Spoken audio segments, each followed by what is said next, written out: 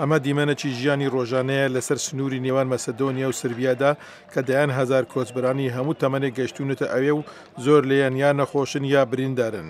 پێویستەکانی ئێستایان پەناگا، خواردن و بایەخی تەندروستیە. زۆربەیان سوورین. لەسەر ئەوروپا پێویستە بە شێوەیەکی گەلێک یەکگرتووتر وەڵامی کۆچبەران بداتەوە. ئەمە بە پێی وتەی میشێل گابودان، سەرۆکی ڕێکخراوی پەنابەرانی نێونەتەوەیی. پێویستە سنوورەکانی ئەوروپا کراوە بێت بۆ خەڵکەی کە بەدوای پاراستنی ژیانیاندا دەگەڕێت. من ئەزانم کە لەم ڕەوەدا خەڵکانێکن کە بەنابەر نین، پێویست دەکات دەستنیشان بکرێن. بەڵام ئەوە لەبیر نەکەین کە زۆربەی هەرە زۆریان لە سووریا و ئوردون و ئەفغانستانەوە هاتوون کە پێکرا شایستەی دۆخی پەنابەرین. ئەریکا سەمەرکەنی باڵیۆزی هەنگاریە لە ئەمریکا دەڵێت گرفتی سەرەکی قاچاقچیەکانن کەوا پارە و پول بە ڕێگای جەفاکێشانی مرۆڤ وەدەست دەهێنن. هەنگاریە یەکەم ئەندامی یەکێتی ئەوروپا بوو کە هەنگاوە ئاسایشەکانی سنووری زیاد بکات و بەوە تومەتبار کراوە کە ڕەفتاری لەگەڵ پەنابەران تند بووە. بەڵام سەمەرکەنی دەڵێت لەسەر حکوومەتەکەی پێویستە سنووری هاوبەشی ئەوروپایی بپارێزێت. لە هەمان کاتدا ئێمە تێدەگەین ئەو وڵاتانی کە بەشێکی زۆری قورساییان لەسرە لوبنان، ئوردن، تورکیا زۆرترین پەنابەری لێە و دەبێت هاوکاریان بکەین تا بتوانن پشتیوانی لەوان بکەن. دانیال سەرەوەر پرۆفیسۆر لە زانکۆی جان هاپکنز دەڵێت باشترین ڕێگا بۆ ڕفتارکردن لەگەڵ قەیرانی پەنابەران ئەوەیە لێشاوی پەنابەران لە سووریا و ئەفغانستان ڕابگری. بەڵام دانی پێنا چارەسەرێکی بەپەلە نییە.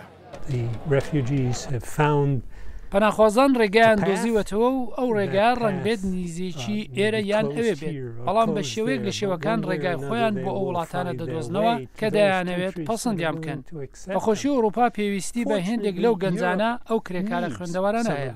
پێم وایە ئەوروپا پێویستە خوب بەو کارە بگرێت کە ئەمریکا دەمێکە لەمە پێش ئەنجامی داوە. ئەویش پەسەندکردنی کۆچبەریە نەک بربەرەکانی کردن لە بەرامبەریاندا.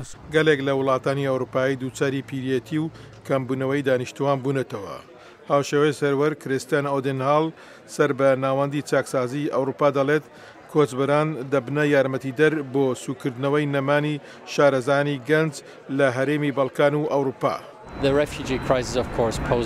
قەیرانی پەنابەران هەڵبەت کۆسپێکی دروست کردووە، بەڵام لەگەڵ ئەوەش ئەم قەیرانە دەتوانێت یارمەتیدەری ئوروپا یان بەشێک لە ئوروپا بێت وە کێشە دەموگرافیەکانی ئەوان حەل بکات. ئەمە بەسراوەتەوە بەوە کە ئوروپیەکان تا چ ڕادێک دەتوانن کۆچبەران بە تایبەتی لە بازاڕی کاری خۆیاندا تێکەڵ بکەن. ئەڵمانیا چاوەڕوانی ئەوە دەکات تەنیا ئەم ساڵ نێزیکە 1 ملیۆن کەس داوای پەنابەری بکەن. هەروەها 7 وڵاتی سەرەکی پیشەسازی جیهان لەگەڵ وڵاتانی کەندا و بەڵێنیان داوە 1.8 میلیارد دۆلار بدەن بۆ یارمەتیدانی قەیرانی پەنابەران. بەڵام باری ژیانی زۆر لە کۆچبەران لە پەڕینەوەی سنووردا لە بەڵکانەکانەوە بەرەو ئەوروپا هێشتاش ئاسان نییە. حەیدەر کەریم، دەنجی ئەمریکا.